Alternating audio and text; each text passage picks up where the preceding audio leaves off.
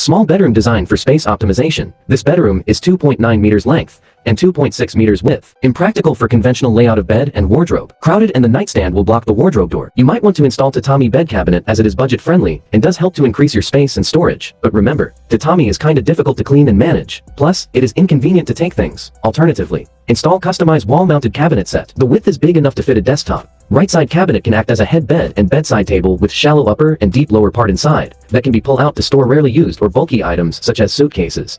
The upper part is used as a combination cabinet for bookcases and wardrobes, 35 centimeters depth for books and 55 centimeters depth for hanging clothes, approximately, depending on the area of the room. The middle part is connected with a triangle-shaped beveled cabinet for clean and seamless integration. Connect the left side desk area of the cabinet with the main wardrobe, used to store your work clothes or daily wear as it is easily accessible. Lastly, install the bed with high-quality wooden frame row skeleton. If your budget allows, consider investing a little more in a solidly built, good-looking frame that you can enjoy for decades. I am not a human. This is an AI design. Follow for more.